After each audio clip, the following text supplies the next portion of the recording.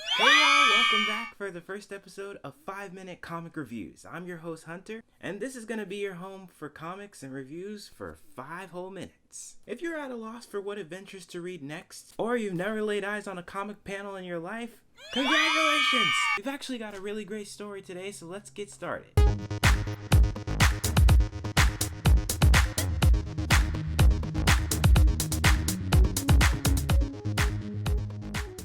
Alright guys, today we're clearly going to be talking about Green Lantern, more specifically this particular issue. If you couldn't tell by the lantern gear I'm sporting today, I even broke out good old John Stewart for you. That's right, today we're going to be focusing on the new #1 Infinite Frontier Green Lantern store. But first, a little backstory. The Green Lantern Corps are an intergalactic peacekeeping force created by the Guardians of the Universe. Every Green Lantern is selected by the strength of their willpower and given a power ring that creates energy constructs controlled by will. Their home planet is Oa, where their central power battery is located. This issue starts with the Green Lantern Corps hosting the United Planet Conclave on Oa. To start things off, we have special appearances with the original Green Lantern Hal Jordan via hologram, and also features a Thanagarian by the name of Amira Collin, who is unfortunately not Shira Hall. We missed you, girl. The Conclave brings all sorts of beings and different lanterns from all over the galaxy to meet up to discuss the inclusion of Oa into the United Planets. There's also a new Green or Teen Lantern in town who made her first debut appearance in Young Justice Volume 3, #1.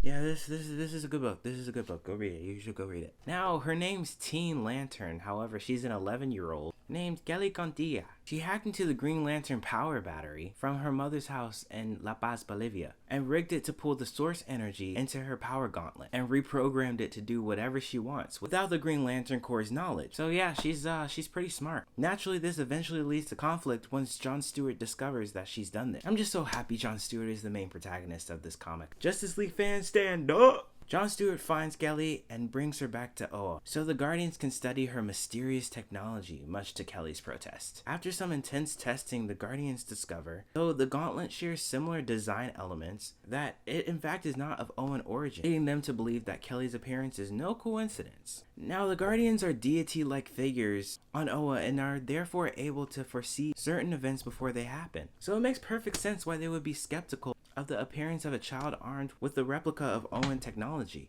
coupled with the United Planets collating on Oa for the Conclave in the first place. And though the Guardians are omniscient beings, they often consider their impartiality to sometimes be a bit of a liability, especially in moments of extreme uncertainty. Therefore, it's explained that the Guardians see John Stewart as somewhat of a bridge between the Guardians and everyday civilians, due to John's great ability to set his power aside to be human first.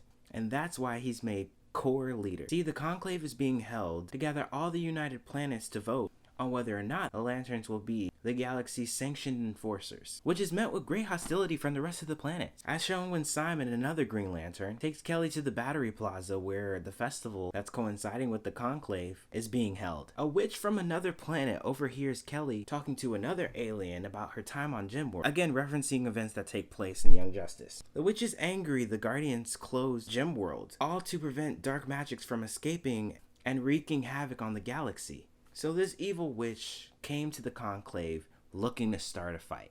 At the Conclave, Sinestro, former servant of the Guardians, and now sworn enemy to the Corps, makes a surprise appearance and accuses the Guardians of being cowards, and claim that they will corrupt the rest of the galaxy with their fear. Ooh. And in turn vote to deny the inclusion of the Guardians into the United Planets. Meanwhile, elsewhere, the witch and the rest of her terroristic group inadvertently awoke a chaos hidden deep within the planet of Oa that had been hidden for millennia by the Guardians. John, however, recognizes this. The best way to fight chaos is by not fighting at all and taking a standoff approach, and commands all the Guardians to stand down after fully realizing his humanity that the Guardians have seen all along. Back at the Conclave, after several moving speeches, the Guardians are finally accepted to the United Planets. However, several delegates aren't too pleased with this information, and one of the delegates, in league with the witch, casts an arrow out and pierces the chest of one of the Guardian members. I love a great cliffhanger. And the Avengers continue in #2. This has been 5-Minute Comic Review. I'm your host, Hunter, again. Don't forget to click that like button and subscribe. But till next time, guys, I love y'all. See ya.